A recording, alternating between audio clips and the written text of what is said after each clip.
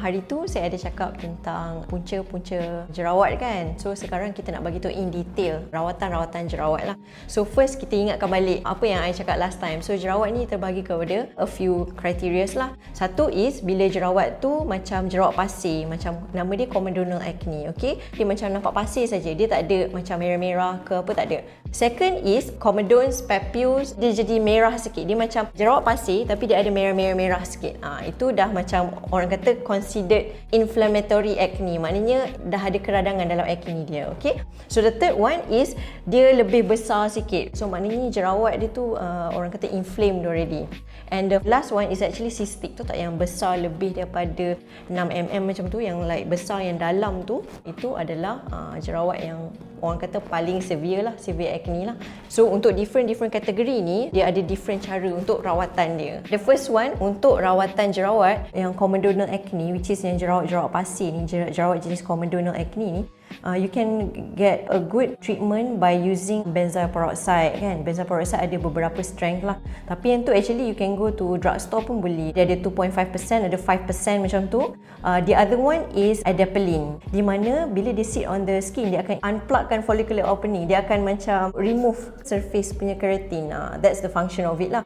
Itu untuk orang kata jerawat yang pasir, jerawat yang tak ada inflammation, yang tak ada keradangan, maknanya macam dia menggerutu je macam tu. Okay, so second one is bila jerawat tu dah macam kemerah-merahan. So this one is active inflammatory punya acne situation. Acne tu dia makin besar and dia macam merah, selalunya lebih daripada 1/3 or 2/3 of the face. Itu di mana kita dah kena start, kalau boleh buat treatment awal, kalau boleh jangan tinggal sampai dia jadi besar. Okay, and then boleh start antibiotik juga. Okay, so first tadi tu, second dia sama juga yang tadi, penggunaan keratolaitik juga, which is benzoyl peroxide dan juga adapalene. Tapi untuk kategori kedua ni, antibiotik has to be on board in this case lah. You can try and rawat sendiri, tapi kalau let's say tak settle juga and still kemerah-merahan lagi, please go to the doctor sebab doktor akan bagi prescription ubat. Yang kategori ketiga yang very severe acne ni memerlukan attention yang lebih rapi. Kalau boleh, nasihat saya jumpa pakar kulit terus. Jumpa pakar kulit terus, di mana nanti dia akan bagi benda sama juga. Treatment dia akan start satu jenis ubat pil, nama dia Roaccutane ataupun isotretinoin nama dia. So untuk jerawat yang jenis yang macam cystic, yang macam penuh dengan nanah ni, you perlukan rawatan daripada dermatologis. Kenapa kita takut jerawat yang besar-besar ni? Sebab jerawat yang besar ni nanti lagi dia akan jadikan macam kawah tau dekat muka you. Kalau lagi besar jerawat tu, lagi dalam kawah tu. So kita nak kurangkan risiko untuk you ada acne scarring dekat kulit muka you. So that's why kena start ubat tu. So ubat tu hanya boleh start dekat klinik pakar kulit sahaja. So kesimpulannya, the more you know about your skin, the better it's gonna be. Sebab apa? Sebab once you dah faham you punya kulit, senang you nak dapatkan rawatan selepas tu, ataupun you nak jaga properly. Tak semua benda you boleh rawat sendiri. You kena juga jumpa doktor atau jumpa pakar at the end of the day. Sebab apa? Sebab mereka ada protokol-protokol yang akan mereka bagi untuk merawat you punya condition kulit. Okay?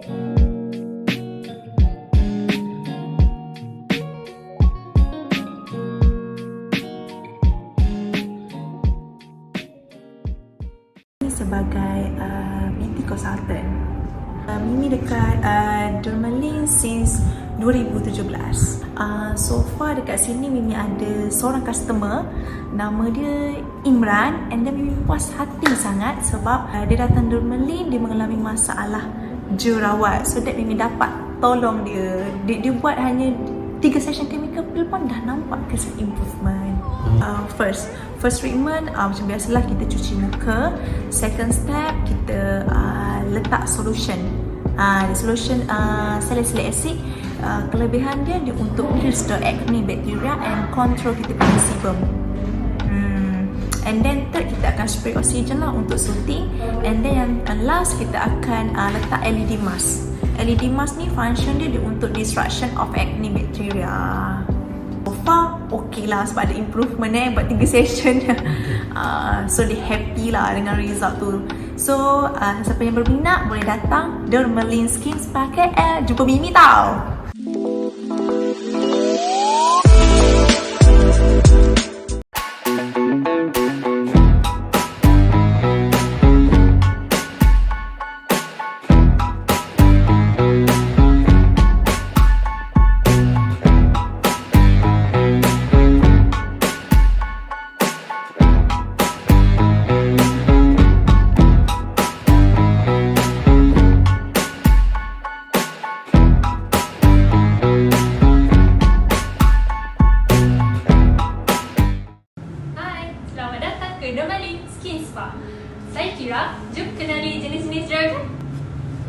Okey, jeragat ni ada macam-macam jenis. Ada jeragat besar, ada jeragat kecil, ada jeragat surface, ada jeragat dalam. Orang Melayu ni semua benda yang ada tumpuk warna gelap sikit dia panggil jeragat. So jeragat ni ada banyak lah basically. Kalau those yang cakap freckles tu sebenarnya macam lebih kepada genetik. Kalau nak tahu freckles ke tak, tanya umur 6 tahun dia ada ke tak bintik-bintik tu. Kalau dia ada, maknanya dia memang ada freckles lah. And freckles ni sebenarnya kalau under exposure matahari yang berlebihan, dia boleh jadi gelap juga. Dia boleh, orang kata aggravated. So dia jadi, it can get worsen lah because of that. Jeragat ni adalah konsep di mana pengumpulan melanin di kawasan-kawasan di satu tempat. So contohnya, jeragat ni sebenarnya kita punya best friend. Dia sebenarnya nak protect kita sebenarnya, tapi kita tak suka. Sebab apa? Sebab tak cantik. Macam tu lah. Itulah masalah kita. Tapi sebab apa ada jeragat in the first place? Sebab you tak pakai sunblock. Bila tak pakai sunblock, Allah dah buat in such a way that kita ada badan kita sendiri yang akan protect kita punya kulit, which is in the form of jeragat. So jeragat tu ada yang tompok-tompok yang besar tu, pernah tak? Selalu macam mak-mak kita pun memang kadang-kadang ada tu tak, yang macam yang jenis macam butterfly tu, yang besar tu kan, yang macam coklat besar tu.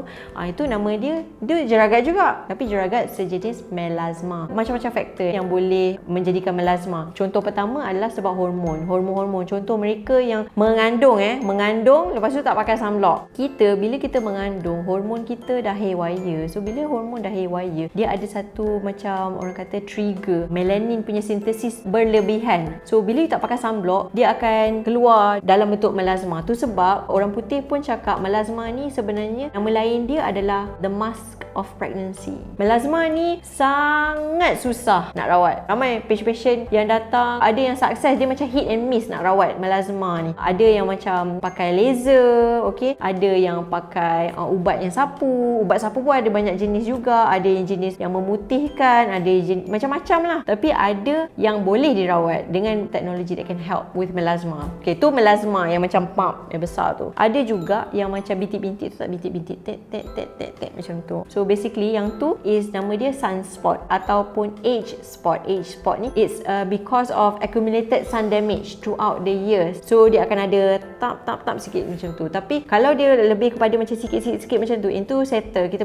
boleh settle pakai laser saja. Dia boleh burst, dia bagi energy haba. You bayangkan melanin yang sikit-sikit tu, dia macam entity yang sangat macam solid macam tu. Apa what it does is, haba tu dia akan pergi, dia akan gegarkan. Dia akan gegarkan this entity, dia akan burst into small particle. So macrophage yang memang ada dalam badan kita, macrophage ni macam sel yang pemakan, macam Pac-Man macam tu. Sel ni akan makan all this like smaller entities, and then that's why you punya jeragat pun makin kurang. Itu antara teknologi lah yang moden lah. Itu adalah sunspot. Sunspot senang sikit sebab dia more targeted, more solid untuk kita target attack macam tu lah. And ada juga yang kita panggil nevus of Otta. Nevus of Otta ni tu tak yang macam biru tu tanda lahir pula. So tanda lahir lain pula cara dia punya treatment, and sometimes jarang lah untuk kita kurangkan tanda lahir tu sebab kita punya resources sangat limited. And tanda lahir tu sebab memang deposition melanin tu memang kat situ secara orang kata genetik. Krim-krim yang boleh mengurangkan jeragat, legit or not? Okay, depends on the cream itself. Kalau krim tu memang ada hydroquinone, yang ni memang betul-betul putih lah kawasan tu. Actually hydroquinone ni sebenarnya kalau di bawah pengawasan doktor is better sebenarnya, sebab dia ada macam pulse treatment. Dia tak boleh macam you pakai hydroquinone tu hari-hari, faham tak? Lepas tu nanti dia akan nipiskan you punya kulit, lepas tu jadi macam discoloration, macam a lot of complication. Ada juga yang benda-benda lain macam licorice, contohnya niacinamide. Adalah macam ingredients yang diorang dah incorporate yang selamat juga in cosmetic punya products lah. Okay, dari segi pemakanan dengan pengurangan jeragat tu macam setakat ni belum lagi lah. Tapi ada jugalah yang diorang macam dalam study lagi, ada sejenis pil yang ada glutathione, lycopene semua tu, dia kata membantu sikit. Tapi nak kata hilang jeragat 100%, no. Conclusionnya, untuk mengelakkan jeragat, kalau let's say you dah ada freckles ataupun dah ada jeragat tumpuk-tumpuk ni, untuk mengurangkan daripada dia jadi getting worse and worse, you kena pakai sunblock. And sunblock tadi kembali kepada 3 benda tadi tu. The right sunblock, the right choice of sunblock, the right dose, amount of sunblock, and the re-application time yang betul. Jangan risau, Kira kan ada.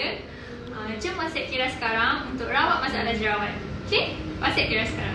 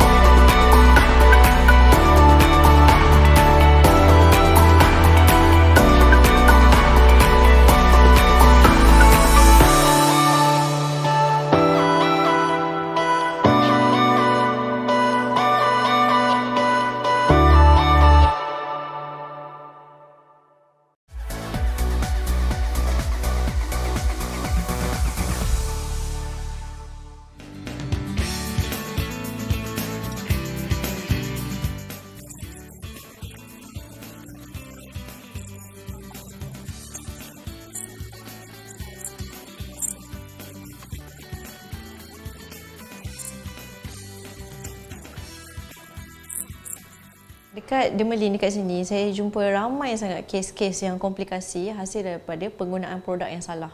So, bila saya tanya balik, saya Ricky balik, dia usually orang antaranya disebabkan faktor seperti iklan, dia tengok kawan dia muka flawless, muka glowing, so dia nak ikut tau. Selalunya produk-produk macam ni sangat banyak. Sebab apa? Sebab kesan dia sangat cepat. Dalam masa 3 hari, you dah nampak dah improvement dekat kulit you. You dah nampak, tiba-tiba dah nampak flawless, dah nampak glow. So people like that. And apa yang diorang tak tahu is kandungan mercury yang ada dalam produk-produk ni sebenarnya boleh masuk ke liang-liang roma, masuk terus kat kita punya dermal, dekat kita punya lapisan kulit bawah. And terus boleh ke saluran darah, which is very very bad. Definisi cantik sangat berbeza sebenarnya in different people. So bagi saya, definisi kulit yang cantik adalah kulit yang sihat sebenarnya. So kulit yang sihat adalah kulit yang tidak bermasalah, tidak ada pigmentasi yang banyak dan juga tidak ada jerawat lah.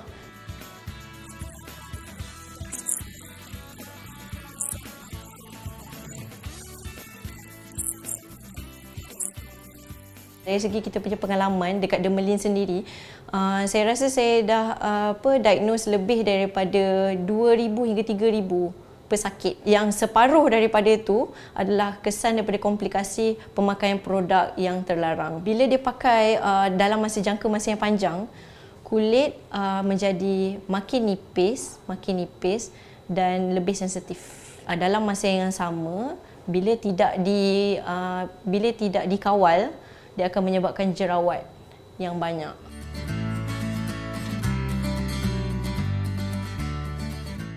Cara-cara merawat jerawat-jerawat macam ni bergantung kepada pesakit-pesakit lah. Kadang-kadang kita ada pesakit yang teruk sangat jerawat dia penuh satu muka. So yang itu cara rawatan kita lebih agresif. Termasuk dengan manual extraction juga.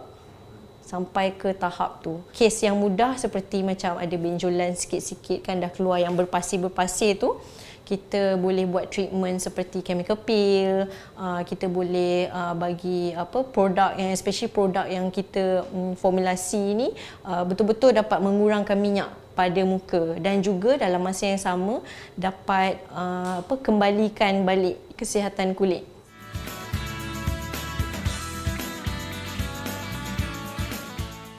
Untuk mereka yang kulit berminyak, yang ada jerawat, saya sarankan untuk memakai pencuci muka yang sesuai. Kalau boleh, pencuci muka yang ada bahan salicylic acid yang keratolaitik yang seperti di Dermalin dan juga mengelakkan pemakaian pelembap muka. Saya menyaran supaya mereka juga memakai sunblock yang sesuai. So bila you pakai sunblock, risiko untuk parut yang gelap tu kurang sikit.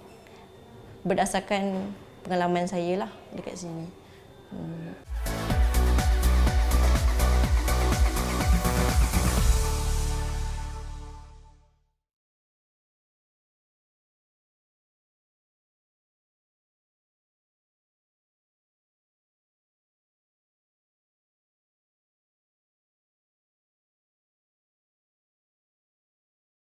Okey, eczema. Eczema ni sejenis penyakit yang selalunya orang komplain gatal-gatal, kering. If it's not itchy, it's not eczema. Ini basic konsep lah. Eczema ni ataupun lebih dikenali sebagai atopic dermatitis adalah sejenis penyakit kulit di mana kita punya simin-simin yang produce untuk protect kulit tu kurang. Sebab apa? Sebab ada filaggrin mutation. So, bila ada filaggrin mutation dekat kulit kita, so what happen is kita punya production of macam ceramides, so kita punya minyak yang macam hold our skin cells tu dia kurang. So bila kurang, dia flaky and dia rasa macam scaly macam tu. And bila kering sangat, you akan rasa gatal. Lalu orang yang ada eczema ni, dia kadang-kadang dia ada dalam bawah satu payung yang sama dengan contohnya resdung, allergic rhinitis, sinusitis, asma pun ada juga. Satu group of diseases whereby all this menunjukkan you ada reactive lining.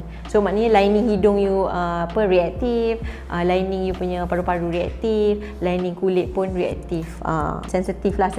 Parents lah, new parents, baby ada eczema, very bad eczema ni, tumpuk sini kan, merah. Pernah tak jumpa yang sampai berair-air macam tu? This one is very bad case of eczema punya relapse. You imagine kan kulit kita ni macam batu bata ni, dia kan ada macam brick kan, brick. In between the brick tu ada simen, betul tak? Untuk mereka yang normal yang tak ada eczema, tak ada asma, tak ada dalam kumpulan ni, selalunya dia punya batu bata dia sangat macam cantik je, and then dia punya simen teratur je, and dia punya dinding tu kuat. Ini maksud dia barrier, skin barrier dia kuat. Tapi untuk mereka yang ada eczema, yang ada resdung, yang ada asma semua tu, dia punya batu bata dia still ada macam biasa, cuma dia punya simen tu antara tu kurang. Sebab apa? Sebab ada mutation yang saya cakap tadi tu, filigree mutation. So bila kurang, kuat tak dinding tu? Tak kuat kan? Sebab tu bila dinding tu tak kuat, dalam masa yang sama dia kering. Bila kering pula, dalam sistem you ada macam mediator yang bagi tahu, oi gatal lah, garu. So you akan rasa nak garu.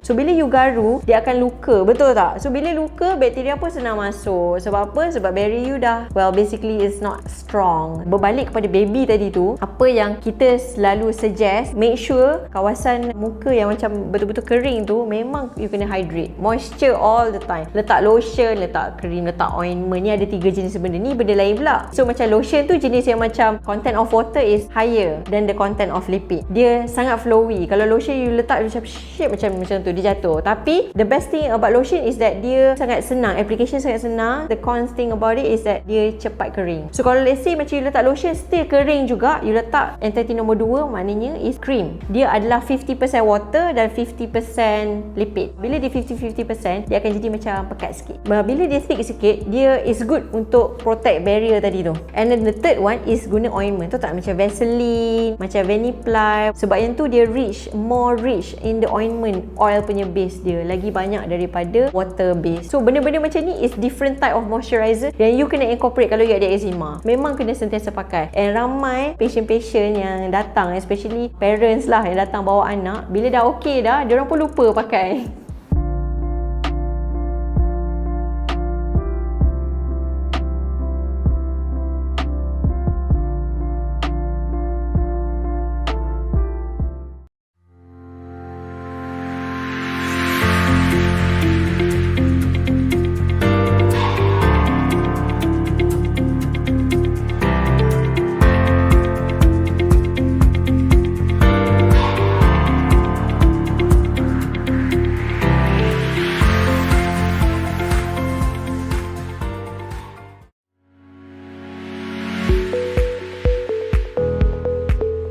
Okey, sekarang ni saya nak demonstrasi macam mana kita nak buat wet wrap. Okey, sekarang kita ada Puan Nadia yang telah sudi membawa dua orang anaknya. Nama Fakiha dan Fiki. Okey, kedua-dua anaknya ada atopik eczema ya. So, mari kita belajar. Okay. So to be fast ni, adalah salah satu wet wrap lah yang kita boleh pakai ya.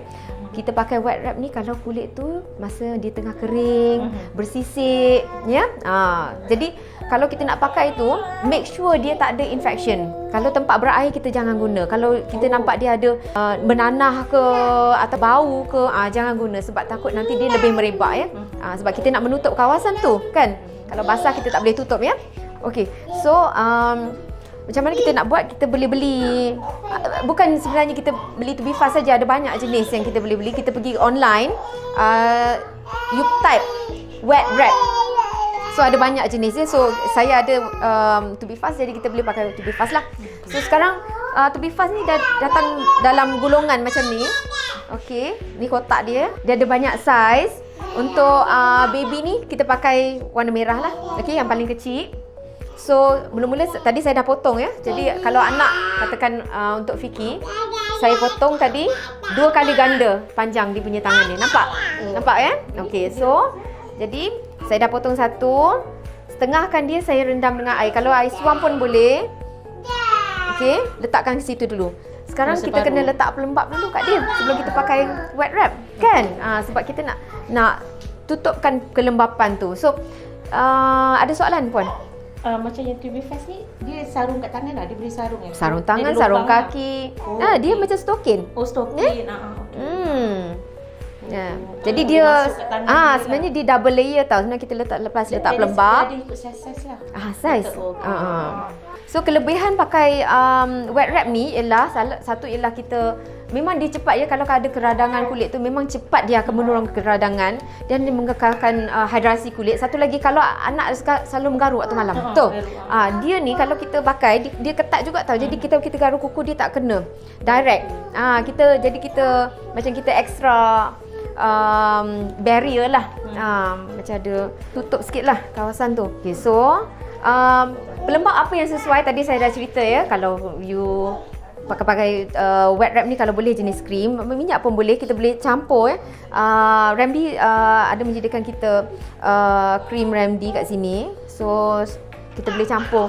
Kalau boleh saya nak campurkan yang sedikit berminyak seperti Vaseline.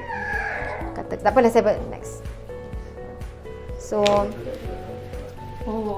okey, macam mana cara pakai pelembab yang betul ya? So jangan macam ni ya, sebab kita nak pakai dia, kalau boleh massage in. So make sure tak ada yang berair dulu ya. So sapukan pelembab dahulu. Bagus lepas mandilah dua-dua tangan. Sebab saya terlebih banyak. So massage in, tengok dari atas sebab turun bawah, sebab kita tak mau dapat folliculitis. So mengikut arus rambut tu. Okey. Nampak? So lepas letak pelembab, dia nak. Sebab dia ni jenis tokin kan.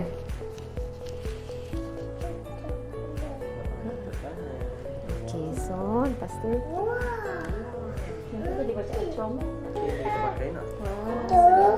so yang setengah tu kering kan. Tarik.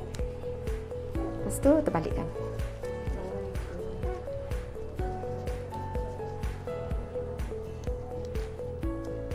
So dekat Malaysia sebab panas kan, kita jangan biarkan yang dalam kering. Kalau kering nanti dia lebih gatal. So sentiasa lembabkan, maknanya kita bukakan ni, basahkan ni, kita boleh dab kan, ataupun kita ambil botol spray air kosong saja kat dalam ya.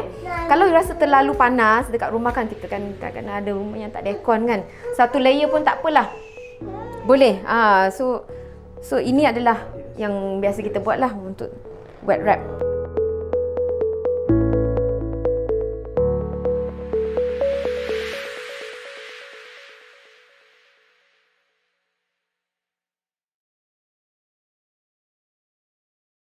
So korang ada perasan tak bintik-bintik yang dekat leher tu, especially dekat lipatan leher, lipatan ketiak, selalunya dia macam colour dia sama macam skin colour you sebenarnya. And dia tak sakit kan, tapi bila nak pakai t-shirt, bila nak pakai baju, dia tersangkut kat benda tu. Lepas tu sometimes dia jadi macam merah sebab dia tersangkut, tersakit. So sometimes most of korang akan macam avoid untuk pakai benda-benda bercollar kan. Korang akan pakai benda yang white saja kan. Okay, so itu adalah sebenarnya skin tag. So skin tag ni adalah sejenis penyakit di mana dia ada tangkai sikit tau. Dia macam, dia skin color, dia ada lebihan kulit yang ada bertangkai macam tu. Selalunya akan berlaku kepada mereka after umur 40 tahun. Sebab apa umur 40 tahun? Sebab lepas umur 40 tahun risiko cardiovascular you tinggi. So those people yang BMI tinggi, obesity, yang obese selalu akan dapat ni. Those yang ada kencing manis, total kolesterol pun tinggi, lipid profile pun dah out of range. So tu sebab benda ni banyak berlaku untuk mereka yang umur lebih daripada 40 tahun. Tapi sebenarnya benda ni tak berbahaya, cuma rasa tak selesa, especially bila pakai baju, bila pakai collar kan. Sometimes kalau tengok mamak kita yang ada benda ni, dia nak pakai gelang, dia nak pakai dia nak pakai rantai pun dia rasa sakit sebab rantai tu tersekat dekat benda tu. So selalu 50% dewasa akan dapat benda ni juga at some point in their lifetime. Maknanya dia punya tendency untuk berlaku tu lagi tinggi as you grow older and older lah. Kenapa nak remove kalau tak bahaya? Sometimes patient tak remove pun, tapi patient remove bila benda tu dah kacau dia punya daily activity. And benda ni selalunya genetik juga. So depends juga. So kadang-kadang mak ayah dia ada, dia pun ada, adik-beradik dia semua ada. So sometimes dia jadi case yang dia macam dah tak tahan dah sebab dia kacau kan. Okay, kalau let's say you dah start ada all this dekat on your skin, why not you kena check you punya general health screening. Check kecil manis ada ke tak, sebab risiko untuk ada benda ni untuk kecil manis tu tinggi. So risiko kecil manis, check lah darah, your fasting blood sugar, check you punya lipid profile kan, bila ambil darah tu check. Check juga you punya BMI. BMI tu kena betul-betul bawah daripada 25 kalau boleh, untuk kurangkan risiko benda ni untuk jadi. Untuk rawat benda ni sebenarnya mereka gunakan, basically we can just snip it off actually, potong, ataupun kita boleh guna kaedah bekukan benda tu, ataupun kaedah yang bakar benda tu. So all this method usually is very low risk punya procedure. Dia akan berdarah sikit je, tapi actually effect dia lama, and I think a few years baru dia datang balik. Benda tu takkan hilang forever lah, akan datang balik jugalah. Apa yang you boleh buat is you boleh improve dari segi quality lifestyle you, kurangkan berat badan, exercise, makan healthy. Sebab apa? Sebab kita nak kurangkan risk, cardiovascular risk. Apa beza skin tight dengan tahi lalat? Beza dia macam ni. Kalau tahi lalat dia macam dome shape kan, and then dia punya base tu macam betul-betul melekat kat kulit, betul tak? Kalau macam let's say skin tight ni, kalau you tengok base dia dekat neck dia, neck dia ada neck dia tau, dia ada macam pedunculated nama dia. So itu beza. Tapi kalau let's say dari segi nak remove, dua-dua pun boleh remove sebenarnya. So since it a low risk procedure, but still risiko dia ada untuk infection. Kalau let's say you buat kat rumah kan, kita pun tak pasti kita punya tangan, kita punya alat-alat tu is it sterile enough to do the procedure. If you do it in a setup whereby kita ada alcohol swab, kita akan sapu kawasan tu, kita akan make sure that area tu kurang risiko jangkitan kuman. Ada juga orang yang buang dekat macam spa, macam conventional spa macam tu, which is boleh, tapi to be honest with you, I would not advise for you to do that lah. Kalau boleh kita jaga hygiene, pergi ke saluran yang betul lah. So basically skin tight ni dia affect orang yang lebih daripada 40 tahun, yang ada high risiko of cardiovascular punya disease. So make sure you guys check. Kalau let's say ada parents yang ada these symptoms, go and get them checked and see how. So benda ni dia tak sakit tapi dia tak cantik.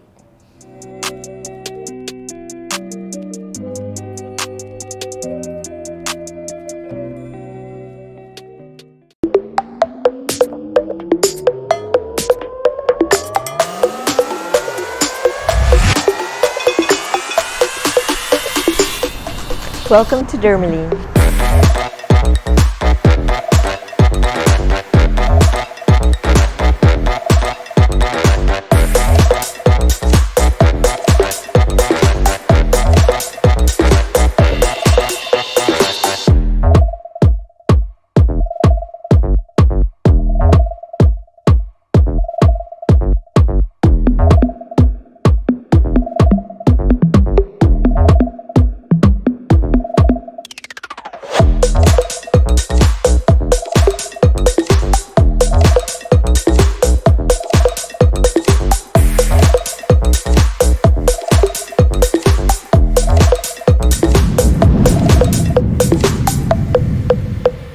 Kita nak cakap pasal parut jerawat. So parut jerawat ni ada dua jenis. Selalu saya simplifykan, tengok daripada satu color. Color dia gelap sikit.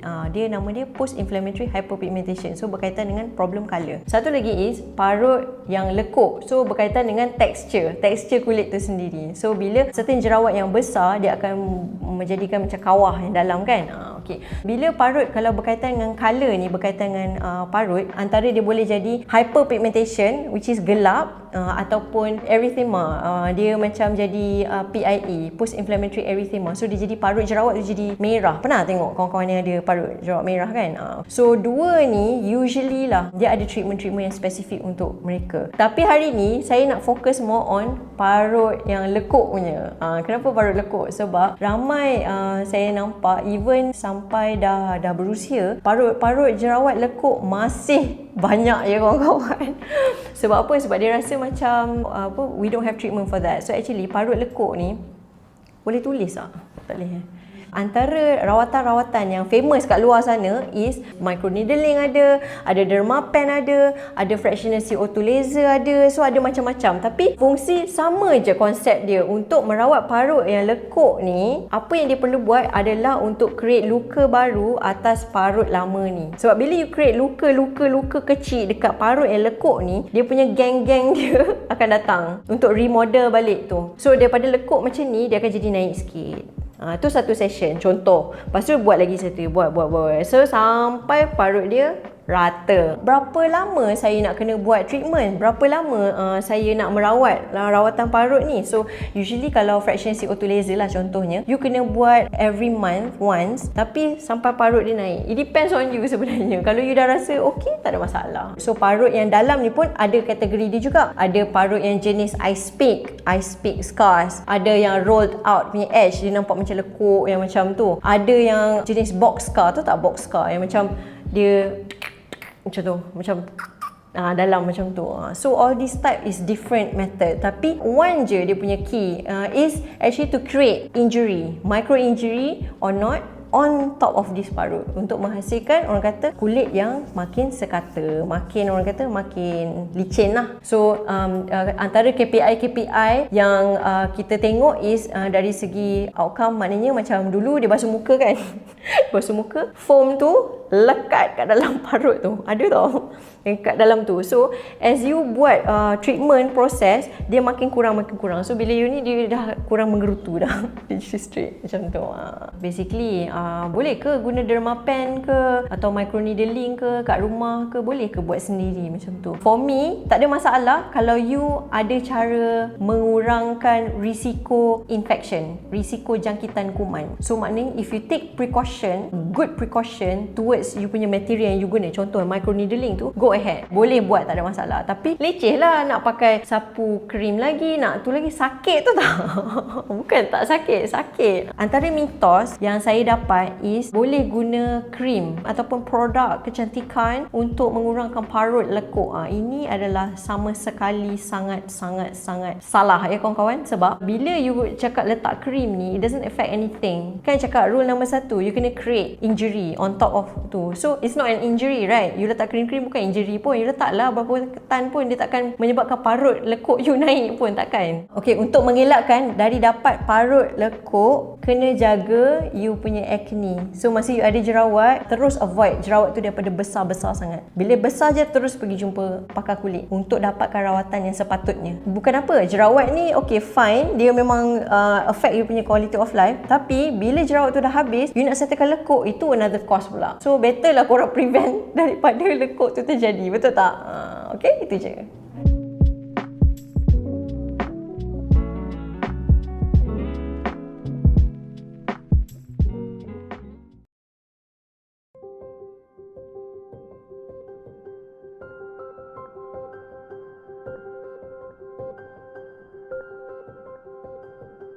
Hai, Assalamualaikum. Nama saya Syafiqah Izzati, berumur 24 tahun, berasal daripada Kuala Lumpur. Saya mendapatkan rawatan derma ni pada mulanya saya berjumpa dengan Dr. Alina. Saya melalui consultation dan saya telah membuat skin analysis bersama dengan Dr. Alina, dan Dr. Alina telah mencadangkan saya untuk buat rawatan chemical peeling sebanyak 5 kali. Pada awalnya saya membuat rawatan chemical peeling pada setiap 2 minggu sekali, dan saya telah nampak improvement pada 2 kali sesi rawatan chemical peeling.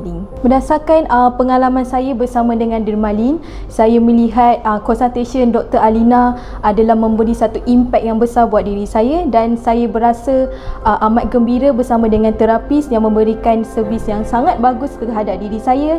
Dan ketika saya menjalankan rawatan chemical peeling bersama dengan terapis, saya lihat kaedah-kaedah yang Dermalin gunakan amatlah membantu bagi diri saya untuk mendapatkan kulit wajah yang lebih baik dan sihat. Perasaan saya sebenarnya, saya berasa sungguh terharu dan gembira kerana melihat perubahan yang besar terhadap kulit saya yang sebelum ini menjadi teruk kepada yang lebih baik. Dan dengan penggunaan skincare daripada Dr. Alina dan juga penggunaan harian sunblock yang optimal telah menghasilkan perubahan yang besar, dan juga kulit saya bertambah sihat dan yakin. Dan saya berasa sungguh gembira kerana diberi peluang untuk berkongsi segala pengalaman saya, detik manis kehidupan saya bersama dengan dengan dermalin. Nasihat saya pada pengguna-pengguna dekat luar sana, berhentilah menggunakan produk timbang kilo kerana kesan-kesan yang amat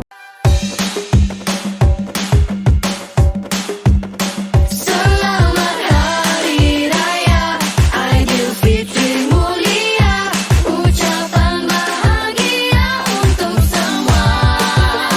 Mari berikan masa pada sanak saudara, tak kira bangsa tua atau muda.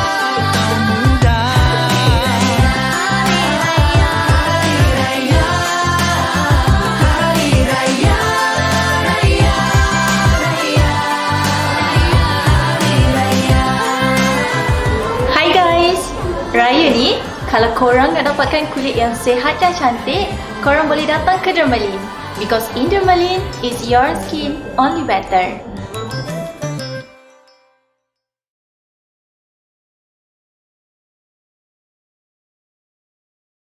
Ramai yang saya jumpa ada masalah kulit kepala. So bila tanya-tanya in detail, rupanya dia tak jaga kulit kepala dengan betul. And benda ni bukan jadi pada seorang. Benda ni jadi dekat ramai orang, especially those yang pakai tudung. So selalunya problem dengan kulit kepala ni sebab you tak betul-betul keringkan rambut. Dekat kulit kepala kita ni, dia macam kulit kita juga. Contoh kalau kulit muka kan, kita basuh, kita jaga betul-betul. Tapi kenapa kita tak jaga kulit kepala? Kenapa? Kulit kepala kita ni kalau kita tak jaga, contohnya antara benda-benda yang selalu saya jumpa, problem pertama, gatal-gatal kat kulit kepala. Problem kedua, berbau. Bila pakai tudung pun masih lagi berbau. Nombor 3, banyak pasien-pasien yang rasa tak selesa dengan situasi. Ni 3 benda yang paling penting sekali. Untuk mengelakkan benda ni daripada berlaku, selalunya saya suggest dekat pasien-pasien saya, first, shampoo rambut. Shampoo rambut ada banyak jenis sebenarnya. Shampoo, ada shampoo untuk dandruff, ada shampoo untuk oily scalp, dan macam-macam lagi. Pemilihan shampoo yang betul sangat penting. So contohnya, kalau you ada banyak dandruff, apa ya bahasa Melayu? Kelemomor, yes, kelemomor, my god. Okay, kelemomor. So kelemomor ni, kalau you shampoo tapi you tak pakai conditioner, akan kering pula you punya hair shaft. Itu satu, tu dari segi shampoo. Second, dari segi orang kata nak keringkan rambut ni macam mana. So kena guna hair dryer sepatutnya. Tapi ramai pasien-pasien saya yang datang, dia mandi pagi, dia basuh-basuh ni, tapi dia tak kering dengan betul. So maknanya tak kering dengan betul tu apa maksud dia? Maksud dia is guna towel je, lap macam tu, lepas tu consider done. That's not the way it is. You should dry your punya hair daripada root, daripada hujung rambut tu sampai ke scalp, kulit kepala tu sangat-sangat penting. Sebab ramai yang macam dry dia keringkan hujung-hujung rambut, dia tak keringkan dekat akar, dekat scalp tu yang paling penting. So bila you pakai tudung, ni kawasan dekat scalp ni memang banyak bakteria kat situ. Memang naturally, even kat kulit kita pun ada microflora yang memang duduk kat situ. So bila dalam keadaan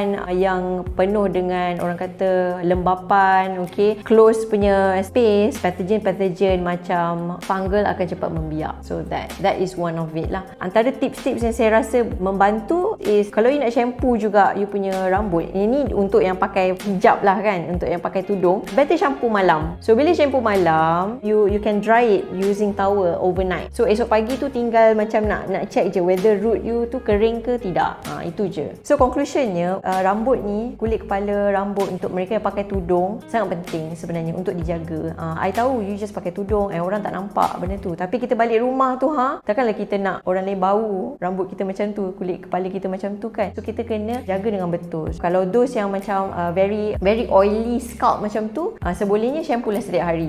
Yang I perasan, kalau macam rambut macam curly sikit, yang macam berombak sikit ni, you can opt for untuk basuh dalam 3 hingga 4 kali seminggu, macam tu lah. Tapi yang penting, kulit kepala kena kering. Bukan rambut saja yang kering, kulit kepala pun kena kering juga.